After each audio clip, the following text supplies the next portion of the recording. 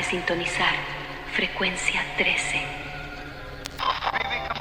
Esta noche llegaron 4 testimonios, 4 vigilantes, 4 trabajos nocturnos en lugares que nadie elegiría recorrer solo a las 3 de la mañana, un cementerio municipal, un colegio, un instituto de medicina legal y una sala de urgencias. Eran lugares normales, pero algo adentro esperaba a que todos se fueran para poder salir. Primera historia. Hay trabajos que la gente no elige, simplemente llegan y uno los acepta porque necesita el dinero o porque ya no queda otra opción. Ese era el caso de Martín Ayala. Martín tenía 48 años, 2 hijos en otra ciudad y una rodilla mala que le impedía cargar peso. Cuando le ofrecieron el puesto de vigilante nocturno en el cementerio municipal, no lo pensó demasiado. 12 horas de turno, de 7 de la noche a 7 de la mañana, caminando entre tumbas con una linterna, un radio que casi nunca funcionaba y un termo de café que era lo único que lo mantenía despierto en las horas más difíciles, que eran siempre las mismas, entre las 2 y las 4 de la mañana. Al principio le costó adaptarse, no por el miedo, sino por el silencio. Un silencio que no era silencio del todo, porque los cementerios de noche tienen su propio sonido, y uno aprende a escucharlo. Los gatos se movían entre las lápidas como sombras que conocían el lugar mejor que cualquier persona. La tierra, en las noches frías, crujía y se asentaba con pequeños sonidos secos que al principio lo sobresaltaban y con el tiempo se volvieron parte del fondo.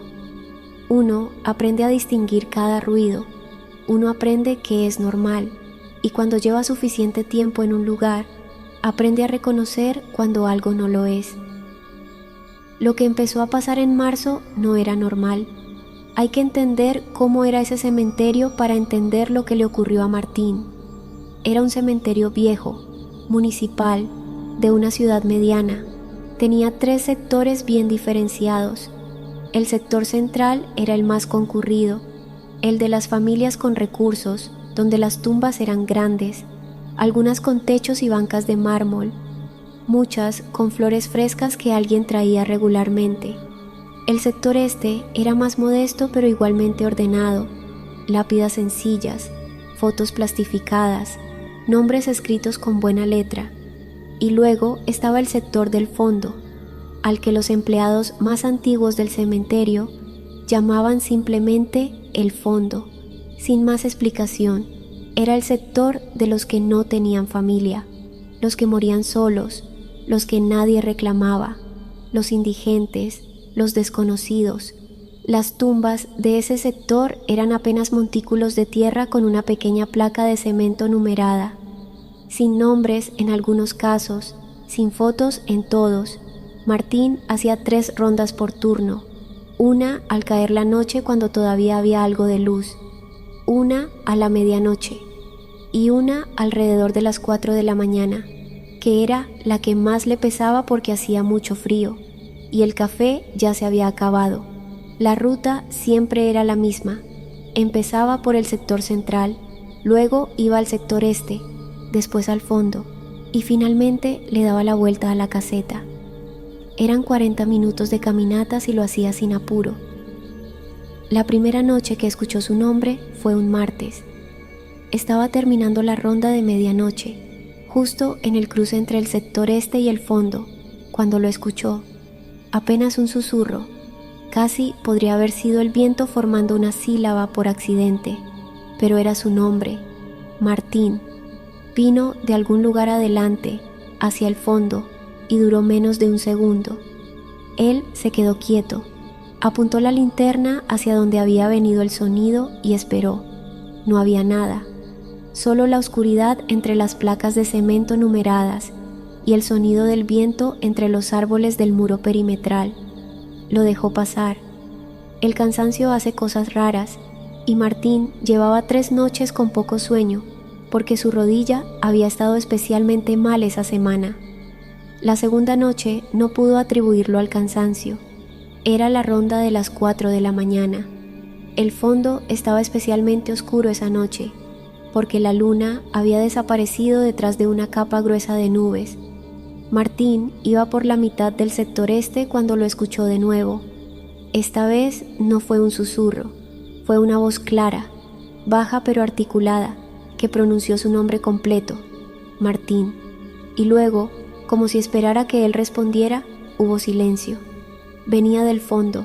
Él lo supo de inmediato. La dirección era inconfundible. Se detuvo. El corazón le estaba golpeando con más fuerza de lo que le hubiera gustado admitir. Apuntó la linterna hacia el fondo, pero el haz de luz no alcanzaba hasta allá. Esperó un minuto, quizás 2, sin moverse. La voz no volvió. Martín terminó la ronda sin adentrarse en el fondo esa noche.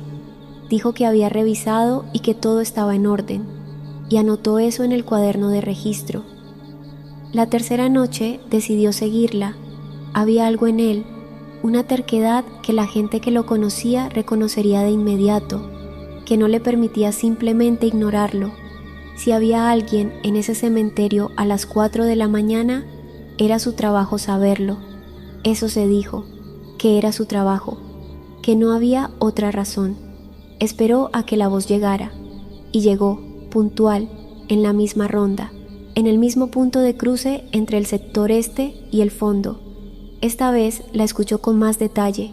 Era una voz sin edad, sin género claro, que decía su nombre de manera extraña, como si cada sílaba pesara, y venía de adentro del fondo, de algún punto hacia el muro del fondo. Caminó despacio. El pasto del fondo estaba más alto que en el resto del cementerio, porque el mantenimiento llegaba menos seguido hasta allá. Sus pasos hacían un sonido suave y húmedo. Iba apuntando la linterna de un lado a otro, iluminando las placas numeradas, los montículos oscuros, los pequeños árboles que nadie había plantado a propósito y que simplemente habían crecido solos entre las tumbas. La voz lo fue guiando.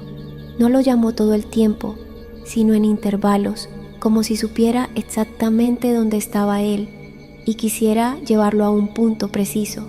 Martín siguió avanzando hasta llegar casi al muro del fondo, a la parte más alejada del cementerio, donde las placas eran más pequeñas y más viejas, y algunas habían perdido los números.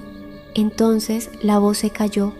Martín se quedó quieto, iluminando el área frente a él, y entonces vio que una de las tumbas no tenía placa numerada, tenía una lápida de verdad, de piedra oscura, pequeña pero trabajada, completamente fuera de lugar entre los montículos anónimos que la rodeaban. La apuntó con la linterna. Tardó un momento en leer el nombre, no porque estuviera mal iluminado, sino porque su cerebro tardó en procesar lo que sus ojos estaban viendo. El nombre era Martín Ayala, debajo la fecha de nacimiento, su fecha de nacimiento, exacta, y debajo de esa la fecha de muerte. Era la fecha del día siguiente. Martín dice que no corrió, que simplemente se dio media vuelta y caminó de regreso a la caseta con paso firme, sin mirar atrás, como si correr le hubiera dado a eso, a lo que fuera que era eso, algún tipo de poder sobre él que caminar despacio no le daba. Llegó a la caseta, cerró la puerta, se sentó en la silla y no se movió, no apagó la luz, no intentó dormir. Esperó a que amaneciera con el termo vacío entre las manos y los ojos fijos en la puerta. A las 6:30 de la mañana, con suficiente luz, volvió al fondo. La lápida seguía ahí, pero el nombre era diferente. Era un nombre que él no conocía. Una mujer según la fecha, muerta en 1987. Como si siempre hubiera sido así, como si él hubiera soñado lo que leyó la noche anterior, o como si la piedra hubiera decidido, en algún momento entre la oscuridad y el amanecer, ser otra cosa. Esa tarde Martín entregó el radio, el uniforme y las llaves. No dio explicaciones. No había manera de explicarlo que no lo hiciera quedar mal. Firmó la renuncia y se fue. Lo que nunca supo y que quizás es lo más perturbador de todo, es si la tumba lo llamó a él específicamente, si lo buscó entre todos los vivos que cruzaban ese cementerio, porque su nombre ya estaba escrito en algún registro que él no podía ver, o si simplemente llegó antes de tiempo, antes de que todo estuviera listo, y lo que vio era apenas un borrador, una versión preliminar de algo que todavía no había ocurrido. Martín Ayala tiene 54 años. Vive en un apartamento con todas las luces encendidas de noche. No ha vuelto a pasar frente a un cementerio desde entonces. Y cada año, cuando llega marzo, no sale de su casa hasta que termina el mes. La segunda historia de esta noche ocurre en una sala de urgencias. Y antes de contarla, hay algo que necesitan saber. Hay una hora en las salas de emergencias que el personal de salud conoce bien. Es la hora entre las 2 y las 3 de la mañana. No es superstición de gente ignorante. Es algo que enfermeras con 20 años de oficio, médicos formados en las mejores universidades, camilleros que han visto de todo, repiten con la misma certeza tranquila con que se habla del clima. A las 2 de la mañana algo cambia en una sala de emergencias. El aire pesa diferente, los monitores suenan distinto y la gente que trabaja ahí aprende, con el tiempo, a no hacer preguntas que no quiere que se respondan. Camilo Restrepo no sabía nada de eso cuando empezó a trabajar como vigilante nocturno en la clínica central. Tenía 29 años y estaba recién llegado de un municipio pequeño del interior del país, con una hoja de vida corta y la necesidad urgente de un trabajo estable en la ciudad. Su turno era de 10 de la noche a 6 de la mañana. Su puesto era el control de acceso en la entrada principal de urgencias. Dentro de sus funciones estaban registrar a quienes llegaban, verificar identidades, coordinar con el personal de salud cuando llegaban casos graves y mantener el orden en la sala de espera. Las primeras semanas fueron intensas pero manejables. Aprendió rápido la dinámica del lugar. Los viernes y sábados eran los peores. Habían más accidentes de tráfico, peleas e intoxicaciones. Los martes y miércoles eran más tranquilos, con casos crónicos, personas mayores y dolores que habían esperado demasiado. Aprendió a distinguir a los que llegaban caminando, de los que llegaban en camilla por la manera en que se movían las puertas automáticas. Aprendió los nombres del personal, los protocolos, los atajos. Poco a poco se fue acomodando. La noche del 15 de febrero llegó el hombre de la chaqueta verde. Eran las 2:10 de la mañana. La sala de espera estaba casi vacía. 3 personas sentadas con esa expresión de cansancio y ansiedad que Camilo ya reconocía bien. Las puertas automáticas se abrieron y entró un hombre solo, caminando despacio pero con paso firme, con una chaqueta verde oscuro y pantalón gris. Tenía unos 50 años, el pelo canoso y la cara de alguien que está aguantando algo. Se acercó al control y Camilo le preguntó qué le pasaba. El hombre dijo que tenía un dolor en el pecho desde hacía un rato, que al principio creyó que era tensión, pero que ya no estaba tan seguro. Camilo activó el protocolo, llamó a una enfermera y registró la entrada en el sistema con el nombre completo, la hora de llegada y el motivo de consulta. El hombre se llamaba Hernán Casas. La enfermera se lo llevó adentro de inmediato. Camilo siguió con su turno. La madrugada avanzó con la lentitud particular de esas horas. Llegaron 2 casos más, un muchacho con una fractura y una señora con dificultad respiratoria. Camilo los registró, los orientó, los coordinó. A las 3:40 de la mañana, la sala de espera estaba de nuevo casi vacía, y él estaba terminando de actualizar el registro cuando las puertas automáticas se abrieron. Entró el hombre de la chaqueta verde. Camilo lo miró. El hombre caminaba igual que antes, despacio pero con paso firme, con la misma chaqueta verde oscuro y el pantalón gris. Se acercó al control con la misma expresión de alguien que está aguantando algo. Camilo no dijo nada durante un segundo. Lo estaba mirando con esa sensación particular de cuando algo no encaja, y el cerebro tarda un momento en identificar qué es exactamente lo que está mal. Entonces lo identificó. Este hombre ya estaba adentro. Él mismo lo había registrado hora y media antes. Hernán Casas, dolor de pecho. La enfermera se lo había llevado de inmediato. Estaba adentro de urgencias, en alguna camilla, con el personal atendiéndolo. No podía estar aquí, parado frente al control, mirándolo. Camilo le preguntó su nombre. El hombre dijo que se llamaba Hernán Casas, que tenía un dolor en el pecho. Camilo mantuvo la voz tranquila. Le dijo al hombre que esperara un momento y llamó por el interno a la enfermera jefe. Le preguntó, con cuidado, por el paciente que había ingresado hora y media antes con dolor de pecho. Hernán Casas. Hubo una pausa del otro lado de la línea que duró más de lo que debería. La enfermera le preguntó que por qué preguntaba. Camilo dijo que el señor estaba en la entrada, que había vuelto. Hubo otro silencio. Luego la enfermera le dijo que esperara, y no colgó, pero dejó el auricular, y él pudo escuchar ruidos lejanos, pasos, voces en tono bajo que no pudo descifrar. El hombre de la chaqueta verde seguía parado frente al control, mirándolo con esa expresión quieta. Camilo le dijo que ya lo atendían, que tomara asiento. El hombre miró hacia la sala de espera. Luego volvió a mirar a Camilo, y entonces hizo algo que Camilo no esperaba. Asintió. Un asentimiento lento, casi como de despedida.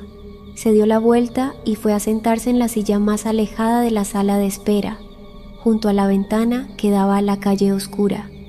La enfermera volvió al teléfono.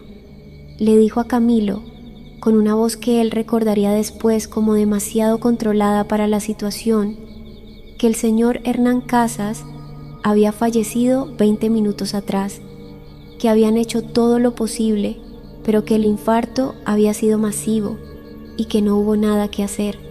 Le preguntó por qué preguntaba por él, qué había pasado en la entrada. Camilo tardó un momento en responder. Luego dijo que nada, que había sido una confusión con el registro, que ya estaba resuelto. Colgó el interno, respiró.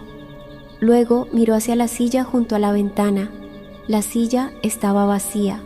La sala de espera tenía 3 personas sentadas, las mismas de antes, ninguna de ellas con chaqueta verde. Las puertas automáticas no se habían abierto. No había nadie junto a la ventana, ni en ningún otro lugar de la sala que correspondiera a lo que él había visto. Camilo fue hasta la silla vacía y se quedó parado frente a ella. El asiento estaba frío, pero ese era el tipo de detalle que uno podía explicar de muchas maneras, y que explicar de la manera obvia era algo que Camilo no estaba dispuesto a hacer esa noche. Volvió al control, terminó el turno, y no dijo nada a nadie, pero en los días siguientes empezó a preguntar, con discreción, con el tono de alguien que tiene curiosidad académica, y no otra cosa, sobre lo que el personal de urgencias había visto o escuchado a lo largo de los años. Fue una conversación aquí, otra allá, con enfermeras en el pasillo, con un médico residente durante un momento de calma. Lo que fue armando no era un relato coherente, sino una colección de fragmentos que apuntaban todos en la misma dirección. La auxiliar, que una madrugada había visto a un paciente que ella sabía, estaba caminando por el corredor de espera. El vigilante anterior, que había registrado la entrada de una mujer que resultó haber muerto en la mesa de cirugía 40 minutos antes de que él la registrara. El médico, que llevaba 12 años en urgencias y que dijo que en esta sala hay pacientes que no saben todavía que ya no son pacientes, que a veces llegan buscando lo que ya no pueden recibir, que lo mejor es no alterarlos. Camilo Restrepo siguió trabajando en la clínica central 2 años más. Aprendió, como el personal de salud que llevaba años ahí, a no hacer preguntas que no quería que se respondieran. Aprendió que la hora entre las 2 y las 3 de la mañana era diferente a las demás y que durante esa hora era mejor no sorprenderse demasiado por lo que las puertas automáticas dejaban entrar. Pero nunca olvidó al hombre de la chaqueta verde, no por el miedo, que con el tiempo se fue amortiguando hasta volverse algo más parecido a una extrañeza permanente, sino por el asentimiento, por esa despedida tranquila, casi amable, de alguien que acepta algo que Camilo no estaba en condiciones de aceptar por él. A veces pensaba en lo que eso significaba, si Hernán Casas había llegado por segunda vez, porque no entendía lo que había pasado y buscaba ayuda que ya no podía recibir, o si lo entendía perfectamente y había venido por otra razón, si había algo que necesitaba dejar o alguien a quien necesitaba ver, o si simplemente había querido que alguien lo registrara. La tercera historia ocurre en un colegio, un lugar que de día no le daría miedo a nadie, pero de noche guarda cosas. Jorge Peña llevaba 11 años trabajando como vigilante nocturno en el Colegio Departamental Simón Bolívar, 11 años de turnos de 8 de la noche a 6 de la mañana, de pasillos vacíos iluminados por luces de emergencia, de aulas que de día eran ruidosas y de noche eran otra cosa completamente distinta. Jorge era un hombre práctico, tenía 51 años, era el tipo de persona que no busca explicaciones complicadas para las cosas, porque en su experiencia las explicaciones complicadas casi nunca son las correctas. Si algo crujía, era la estructura del edificio enfriándose. Si algo se movía, era el viento por alguna ventana mal cerrada. Había desarrollado con los años una especie de manual interno para descartar todo lo que pudiera parecer raro, y ese manual le había funcionado bien durante una década, hasta que empezó a suceder algo con la silla del Salón 12. El Salón 12 estaba en el segundo piso, al fondo del pasillo derecho. Era un salón como cualquier otro, con 30 pupitres en filas, un tablero verde al frente, un escritorio para el profesor junto a la ventana y un mapa de Colombia con los bordes despegados colgado en la pared del fondo. Jorge lo conocía de memoria porque lo revisaba todas las noches en la segunda ronda, alrededor de las 11. La primera vez que encontró la silla fuera de su lugar, no le dio importancia. Una silla de estudiante, de esas de madera con paleta incorporada, estaba en el centro del salón, separada de las filas, dando la espalda al tablero y mirando hacia la puerta. Jorge la devolvió a su lugar, terminó la ronda y no lo anotó en el registro porque no había nada que anotar. Seguramente algún estudiante la había dejado así antes de salir y él no lo había notado en la ronda de las 8. La segunda noche la silla estaba en el mismo lugar, en el centro del salón, dando la espalda al tablero, mirando la puerta. Jorge frunció el ceño, la devolvió a su fila y esta vez sí lo anotó. No porque creyera que era algo, sino porque eso era lo correcto. La tercera noche volvió a estar ahí, y la cuarta, y la quinta, siempre la misma silla, siempre con el mismo ángulo, mirando la puerta. Jorge empezó a preguntar.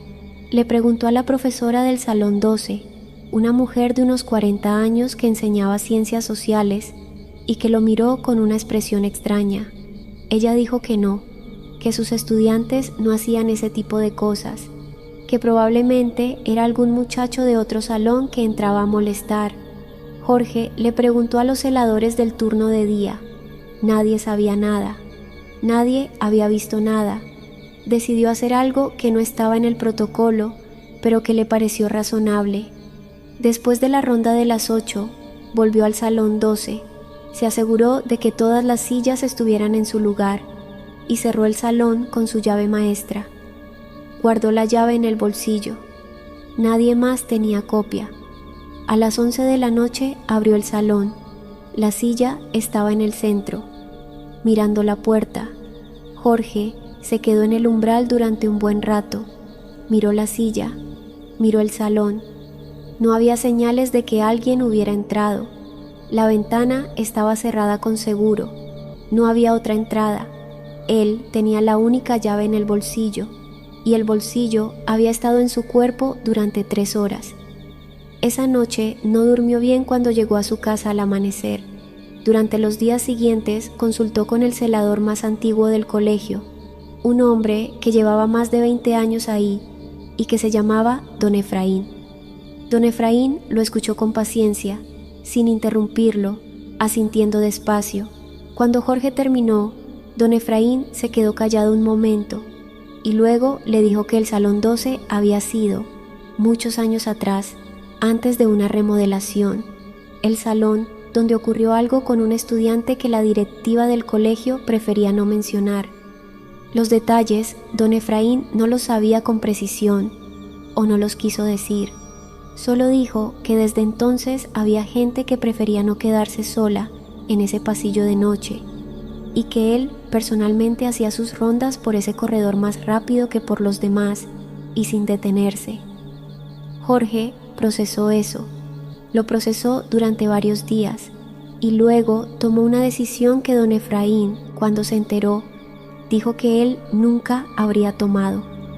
Decidió quedarse una noche dentro del Salón 12. Se instaló en el escritorio del profesor, en el rincón junto a la ventana, con la linterna apagada para no llamar la atención desde afuera, y esperó. Eran las 10 de la noche. Las sillas estaban todas en su lugar. Durante la primera hora no pasó nada. Jorge era un hombre paciente. Se quedó quieto. Cerca de las 11:15 escuchó el primer sonido. Era un sonido pequeño, discreto, como el de una silla arrastrándose sobre el piso de baldosa. Venía de adentro del salón. Jorge encendió la linterna. En el centro del salón había una silla, pero esta vez no estaba vacía. Había una silueta sentada en ella, pequeña, del tamaño de un niño de unos 8 o 9 años, completamente quieta. Jorge no podía ver la cara, solo la espalda, los hombros pequeños, las manos que descansaban sobre la paleta de la silla. Jorge no gritó. Él mismo dice que no sabe por qué no gritó, simplemente se quedó quieto, con la linterna apuntando hacia la silueta, sin saber qué hacer. La silueta no se movió. Jorge esperó durante 20 segundos. La silueta seguía ahí, quieta, mirando la puerta. Jorge dio un paso hacia adelante y luego otro. La silueta no reaccionó. Cuando estaba a unos 3 metros, se detuvo. Desde ahí podía ver con más detalle, o más bien podía ver que no había detalle. La silueta era sólida en su contorno pero sin textura, sin el volumen real de un cuerpo. Entonces la silueta giró la cabeza, despacio, solo la cabeza, sin mover el cuerpo, hasta quedar mirando sobre su hombro izquierdo en dirección a Jorge. Y Jorge apagó la linterna, caminó hacia la puerta, salió al pasillo y cerró el salón con llave. No volvió a entrar esa noche. A las 6 de la mañana entregó el turno sin decir nada y se fue a su casa. Siguió trabajando en el colegio 4 meses más. En ese tiempo nunca dejó de encontrar la silla fuera de su lugar en las rondas de las 11. Nunca volvió a quedarse dentro del salón de noche. Y nunca en esos 4 meses se quedó parado en el umbral más tiempo del necesario para confirmar que todo lo demás estaba en orden. Cuando finalmente renunció, por razones que no tuvieron nada que ver con el Salón 12, al menos eso es lo que él dice, le entregó las llaves al coordinador sin ceremonia, pero antes de irse buscó a don Efraín y le preguntó algo que había querido preguntarle desde el principio. El niño del que había hablado, el del accidente de hacía muchos años, ¿en qué silla se sentaba? Don Efraín lo miró un momento antes de responder. Le dijo que el niño no se sentaba en ninguna silla fija, que era de los que llegaban temprano y se sentaban donde hubiera espacio, pero que había una cosa que todo el mundo recordaba de él, que le gustaba girar su silla y ponerse de espaldas al tablero cuando el profesor no miraba, que era su manera de molestar. Una costumbre pequeña, de niño, sin ninguna importancia. Jorge Peña no respondió nada, asintió, le dio la mano a don Efraín y salió del colegio sin mirar atrás. Si llegaste hasta aquí, ya eres uno de los sintonizados. Solo falta que la frecuencia te tenga registrado. Suscríbete. Última historia de esta noche. Hay personas que separan el trabajo de todo lo demás, con una facilidad que otros no comprenden. Personas que pueden hacer lo que hacen, ver lo que ven, y luego llegar a su casa, comer, ver televisión y dormir sin que nada de eso los persiga. Ricardo Salcedo era una de esas personas, o al menos eso creía él. Tenía 43 años, era soltero, exmilitar. Trabajaba como vigilante en un instituto de medicina legal, ubicado en un edificio de 2 plantas en una calle tranquila, con una fachada que no anunciaba nada de lo que había adentro. Ricardo hacía 3 rondas por turno, una al comenzar, una a la medianoche y una a las 4 de la mañana. La ruta incluía las oficinas administrativas del primer piso, los laboratorios, los pasillos de acceso y la sala de refrigeración, que era donde estaban las gavetas. Esa parte del edificio estaba en el primer piso, al fondo, separada del resto por una puerta de metal pesado. Una noche, Ricardo estaba haciendo la ronda de medianoche. Había terminado el primer piso y estaba llegando a la puerta de metal de la sala de refrigeración. Todo había sido normal hasta ese punto. Abrió la puerta, entró, recorrió el espacio con la linterna, aunque había luz que él mismo encendió desde el panel junto a la entrada. La sala era fría. Las gavetas eran 3 columnas de 4, 12 en total. Esa noche había 5 ocupadas según el registro que él revisaba al inicio de cada turno. Las otras 7 estaban vacías. Estaba terminando la revisión cuando escuchó el golpe.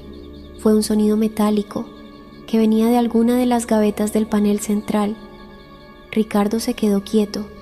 El sonido había sido claro, inconfundible, el tipo de sonido que produce algo golpeando contra una superficie metálica desde adentro.